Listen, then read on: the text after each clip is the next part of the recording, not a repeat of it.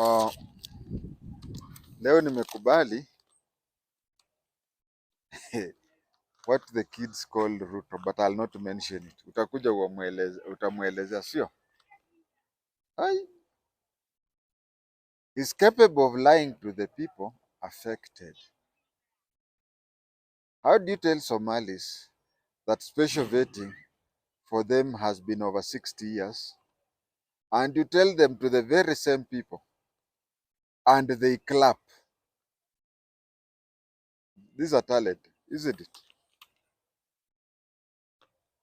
Going to the Somalis who know when the special vetting started, you tell them that for over 60 years, Somalis have been having a special vetting and it is not going to be there.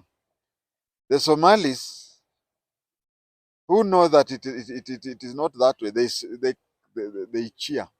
If you would have gone to maybe Tesoland and told Tesos that Somalis have been vetted for over 60 years, Tesos who don't know even where Somali is, they would accept that and cheer you up. But going to the very, very same people who know when it started, how it started, start cheering you up. I hope the agency do not say that, Mzee Kwatenge now has also called Ruto ati Kaongo. But anyway, hiyo ni uongo. Special vetting started in November 1989. Started in November 1989. Now, we can say that is 35 years because in the last century we had 19 years, isn't it? 89, that is almost 90. Yeah, 11 years. Yeah, 11 plus 24, that is 35. So special vetting started 35 years ago. And Ruto goes ahead and says that it has been there over 60 years. And he's telling the very same Somalis who know the truth and who know the circumstances. He was telling them, he was signing out that executive order stopping it at Olale grounds in Wajir. Olale is a very important place in Wajir's history. In Wajir, there are so many dams, not dams, boreholes, and Olale borehole has a history that there is no. There are times when there is kiangazi. Kiangazi. What do you call kiangazi in English? When there is kiangazi and all the wells dry up. Olale one does not dry up. It has never dried up. So when herders are in Wajir, they go herding. I mean, they water their animals at Olale, well or borehole. As they are draining the water there, they sit aside and start talking. They sit aside and start talking as they wait for their turn. Because if you come right now, you'll find several others have come ahead of you. Now, when you find several have come ahead of you, you will wait for your turn. Now, as you're waiting, somebody else also comes, and then mnaanza story. Hey, stories za huko kwenyu, sijui nini nini. As hizo in English it is called palava. In Kiswahili inaitwa gumzo. In Kiborana it's called wajer. Wajer. That is where Wajir came in. So Olale is a place where he was is a very important thing. But before we talk about Somali special vetting, I want to start about identification of Kenya's history so that we end up at where Somali special vetting is started. And even before we reach there, I would tell you that the 2010 constitution emphasized, we used to have a section in the constitution which says nobody will be discriminated on basis of his tribe, race, gender, whatever, such things. But the 2010 constitution is very insistent on such things. It says nobody will be discriminated on, like this instance being a Somali. So the 2010 is effectively did away with special vetting. But from where I'm seated, I would tell you that if you look at today's youth getting the kipande, today's youth get what we call maisha number. If you have to look at maisha number today, the way the kids are getting IDs, I'll tell you that it is just as vetting, it is just as a severe vetting like that one of the Somalis. So uh, on paper, until yesterday, Somalis were getting special vetting on paper. But if you look at the vetting that was happening among the Somalis and the vetting that was happening throughout Kenya, it's just the same. It's very different. The Somali one, elders sit, as we will see, and they discuss. But in today's, it is papers. Produce this, produce this, produce this. So unifying it, I want to tell those people who are afraid that now the floodgates will be opened for refugees to come and register as Kenyans. No. It is just that 1989, let us just talk of 1990 because it was started in November. In 1989, we didn't have this thorough, we did not have this elaborate vetting through documents. Can you produce your this and that? Nowadays, those things are there, such that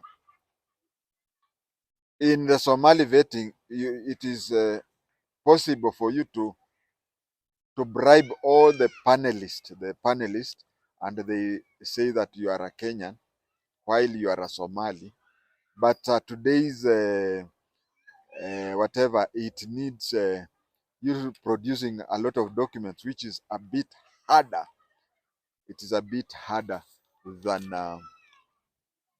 convincing a council of elders. As I said, we will start with how identification started in Kenya, all the way to what we now have, maisha number. Maisha number used to be huduma number, it used to be kitambulisho, it used to be kipande. British started something called kipande. It is something that somebody, uh, men, used to have it on their neck, like a necklace. They used to have it on their neck like a necklace. This thing, your boss is the one who used to write on it. Your boss used to write on it. There's a time when Africans were not allowed to have clothes with pockets because you could make a mistake while talking to a Mzungu, and you make a mistake talk to him when you are pocketing. And talking to your boss while your hand, one or both hands are in your pocket seemed to be rude. So they used to have something like a necklace where your boss had to write all the particulars. Now, what used to happen is that your boss would write your name, your home district, and your place of work. Now, when he wrote your home district and your place of work, it meant that you are only allowed to be in 3 places. You are allowed to be where you come from, the places which are reserved. Their places were reserved for Luhyas, reserved for Kikuyus, reserved for. That is where the name Ninaenda Reserve. That is where the name Ninaenda Reserve quit. So, if let's say you are a Luhya and you are employed to work in Karen, it means that anytime the police find you, they read that and understand that your home is Kakamega and you work in Karen. So he imagines the lineup, and then he finds that you are in Parklands. You'll have to answer why you are out of your jurisdiction. You have to be three places: where you come from, where you are reserved home, or where you are working, and in between, the shortest way there. If you go elsewhere, you'll be a Mau Mau informer or a freedom fighters. Now you know about Kipande and the word reserve. Uh, our youths in the Middle East, are also having that Kipande like thing. Because if you are employed up in a place like those Arab countries, you are the Gulf. Your employer gives you a national ID card for that. In Kenya, we are also expanding our ID cards because we even have these IDs that today they are called alien cards. If a kid is born in Kenya and is not okay, internationally, if you are born in any country, you can claim to be a citizen of that country. That is an international thing that appears not to understand. That Trump appears not to understand.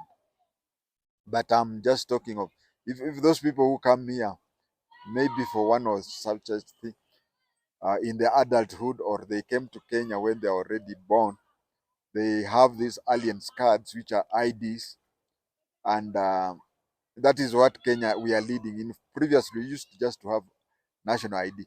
If you are not careful, if you are to get an alien's ID and a Kenyan ID, they look the same. It's only that if you read it properly, slowly, you'll understand that this ID belongs to, because it is written alien ID.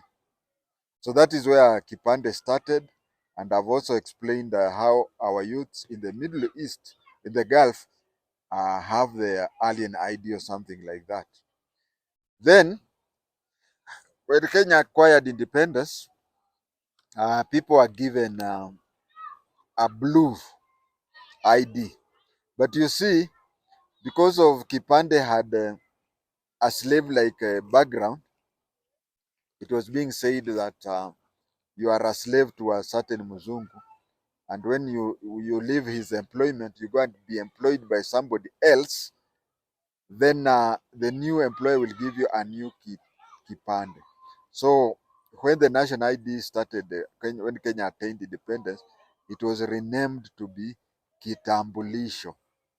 Kitambulisho cha kujitambua, cha kujitambua.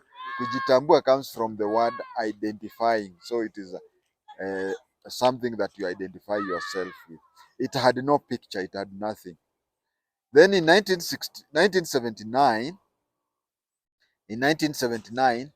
the Moi government started the ID with pictures, whereby you go there, you go there in the morning and come back in the afternoon with an ID.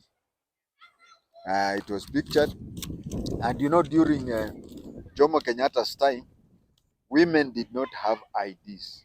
Women did not have IDs, but this one, which was now coming with a picture and everything, not only had it your pictures and a national number, it also allowed women to have IDs. Before that, a woman would be, if a woman wanted to do something that required an ID, she had to choose among the four men which one she could trust to have business, to guarantee her. She could choose her father. She could go there, let's say, open a bank account or buy a car or buy anything, even land. But when she was buying that, she would be asked, which man do you want to guarantee you on this thing? Then she would produce among the four people. One, she would either produce her father. Two, she could produce her brother. Three, she could produce her husband.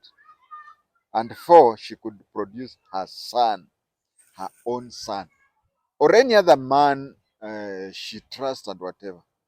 So you can see how before 1979, women were discriminated. And then that is how it started.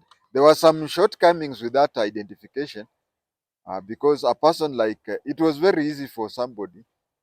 First of all, there was a problem with the overlapping of numbers. There was overlapping of numbers because, let's say, Nakuru would be given bunches of starting from this number to that. Then Nairobi would be given this number from this and that. Then Nyahururu from this number to this. But you find that when a lot of people turn up in Nakuru, Nakuru will take over other numbers which already had been assigned to, let's say, Nyahururu. So later on, it was discovered that some people were sharing the same number, ID number.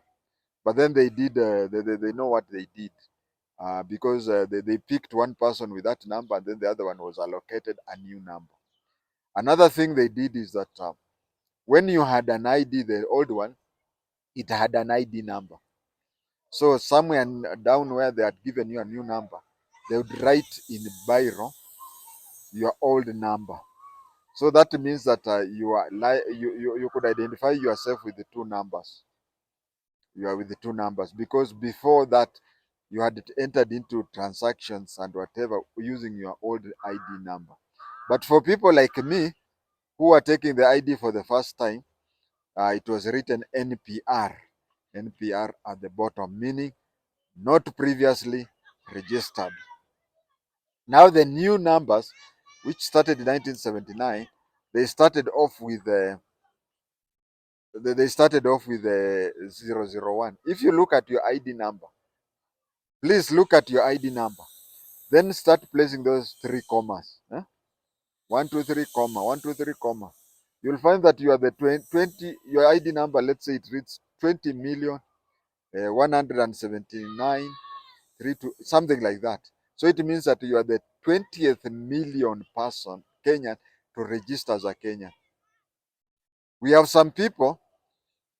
We have some people who, due to the constitution which was there in Kenya before 2010, it stated that you should not have to dual nationalism. So there are some Kenyans who, through marriage or whatever, they acquired citizenship of other countries. When they acquired the citizenship of other countries, they automatically ceased being Kenyans, and whenever they came to Kenya, they would be treated as foreigners. Now, when they came as foreigners, the 2010 constitution restored their citizenship. So you went and recovered your former number. You went and recovered your former number. So you just go to, that is the problem that Dr. Miguna is allegedly to have done, because he just took it to be automatic. He didn't know that he was supposed to go to the registrar. Anyway, that is on paper. I don't know, but I'm telling you for academic purposes.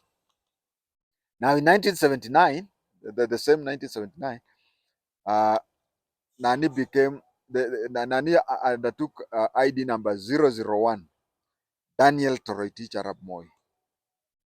002 was undertaken by Emilio Mwai Kibaki. 003 was undertaken by Charles Mugane Njonjo. Charles Mugane Njonjo. He took number 3. And it continued that way. And that is why I'm telling you that if you check your ID, if it is 20, whatever, you know that that is the 20th million, whatever. That one you can check with each particular person, so that you find that whatever number is, just read it and know that you are that number from start.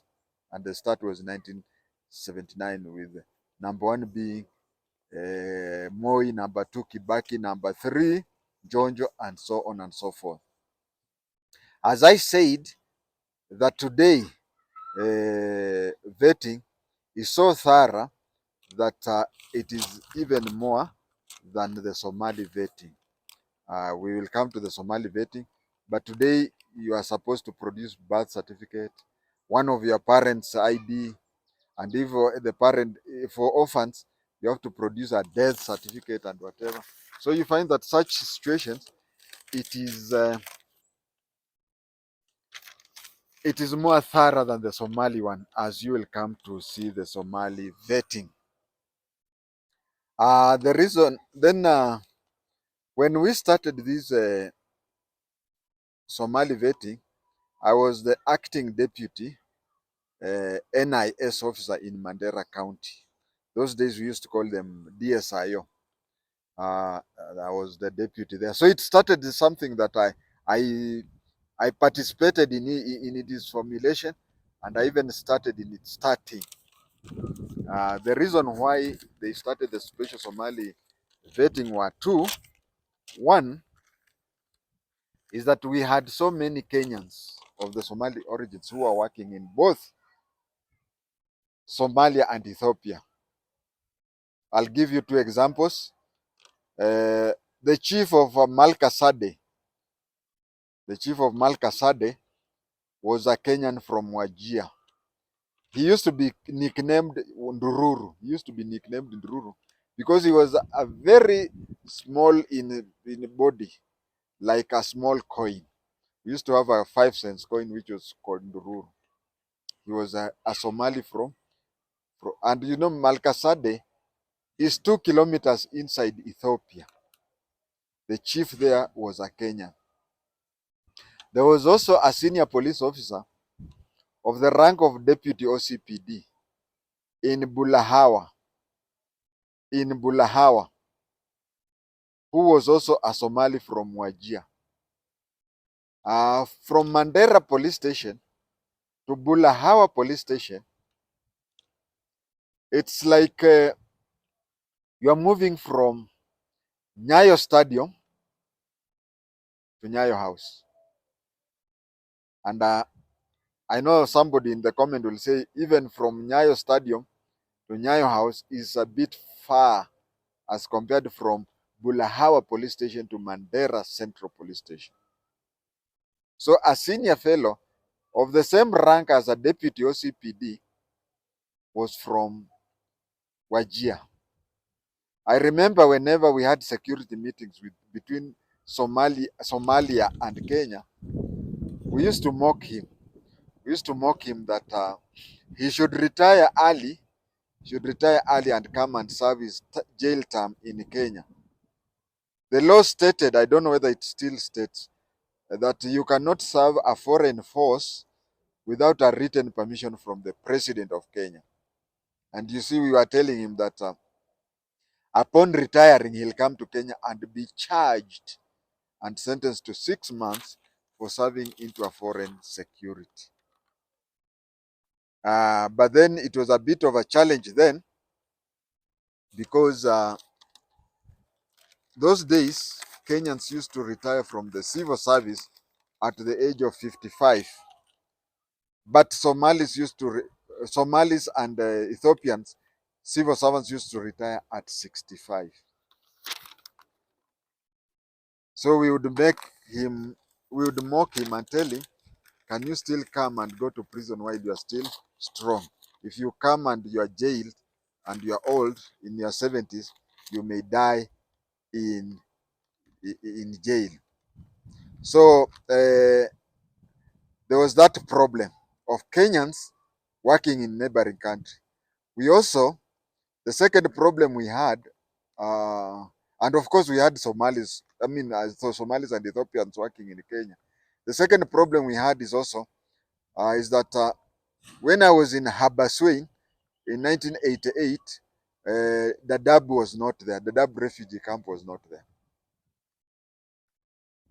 These are new towns which come up, just like when I was in Kajiado 1969, we did not have Kitengela, but now Kitengela is bigger than Kajiado and Ngong combined. These are new towns that are brought in by foreigners. So Dadaab is so big that I think it has more population than some of the cities, provincial headquarters we have in Kenya, including Garissa. But then it was not there. But then in 1990, around there, we started having problems in Somalia. People were walking away from Somalia because there was the imminent, and it even happened later, that Siad Barre came to be overthrown. So there are refugees who used to come to Kenya, and they came in large numbers. They started coming in 1989 in large numbers. You couldn't differentiate between the Kenyan Somalis and Somalia Somalis. But then United Nations High Commission for Refugees, took these refugees and placed them in camps like Dadaab, where they used to supply them with ration. They used to supply with them food. They used to supply with them with everything. Now imagine you are the host person, huku ni kwenyu, somebody who looks like you, they have a camp there, they are given everything and whatever. So Kenyans were tempted, Kenyan Somalis were tempted to go and register themselves as refugees in Dadaab and so on. When they started registering themselves as refugees, especially younger people, the United Nations High Commission for Refugees took their fingerprints and they shared their fingerprints with the Kenyan authority. Now, when these Kenyan Somalis were now of age, these young Kenyans, and they went to apply for IDs. When they applied for IDs, uh, the computer system stated that they are refugees who are who want to register themselves as Kenyans. That is the second problem. The first one I've said, yeah, the second one is what I'm saying. The first one I said is the problem of people from the border registering themselves as Kenyans when they are from other countries, even before the problem of Siad Barre came. And the second one was Kenyans had registered themselves as refugees. And so when they wanted to register themselves as Kenyans, it became a bit of a challenge because already the system was reading that they were refugees. That is what happened that time. Now, what we used to have is that we used to have a committee of about 10 people. One who chaired it was a religious fellow, was an imam. And then the place I was there used to be 3 tribes. So you find that Gare, Ajuran, Degodia, let's say, I've only picked 3 random ones. So you find each sub tribe produces 3 elders, and then there is what we call the imam. And before any sitting, it was just like a job interview, whereby you would be asked, "What is your name? Which is your clan?" You'd be asked a few things and whatever. And then when you go out, the 10 people sit down and determine, does this young person, is he or she genuine, or it is a refugee who's trying to register as a Kenyan? And whatever that what do you call a panel would decide, that would be there. I remember in court, in even today, if you go to a Kenyan court and give evidence, they say that you're always reminded you are still on oath. You have been away for 2 weeks and you still come back. Before you start giving evidence, the magistrate tells you, remember, you are still on oath. But in this situation, the oaths used to be taken daily. So I remember asking Abdikadir. Abdikadir was my junior, but Somali. I used to ask him, What difference would it make? Because, okay, I had that policy that when you go to court and maybe you are coming back after a long time, you are just reminded you are still on oath.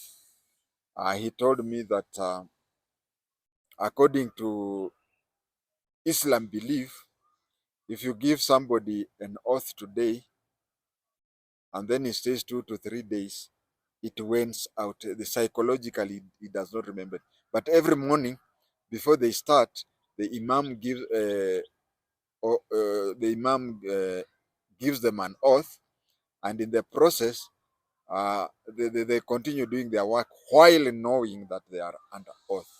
But if he spends 2 to 3 days on the same oath, the third day he may believe that the oath is not binding in the subsequent uh, problems.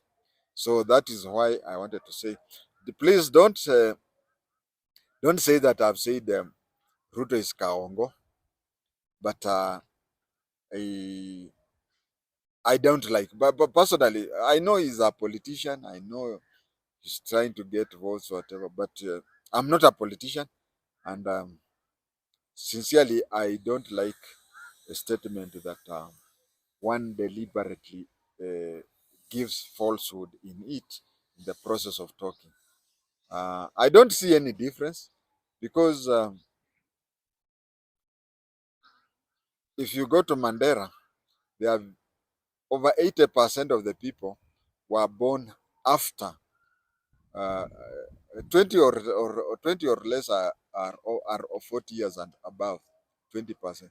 So I don't see the need. I don't see the benefit. I don't see anything of trying to, apart from maybe getting those votes in early enough. Uh, but then that is a politician, and I'm not a politician, and I'll never be a politician because even the Pope, if the Pope becomes a politician one day, he will lie. But mine was only to give uh, my perspective. When Ruto said that over 60 years, 60 years, that is 1966. 1966, 1967, Assistant Superintendent of Police Japheth Lando was the OCPD Isiolo. That thing was not there, although I was too young to know anything. In 1972, Assistant Superintendent Japheth Lando was the OCPD Wajir. That thing was not there. 1982, Japheth Lando was the provincial CID officer Northeastern. That thing was not there. At least that when I was an adult, so I would know. And even 1988, when James Huatenge became uh, a sub-inspector of police at Abaswin, that thing was not there. It started in November 1989. That one we can say in 1990. Thank you.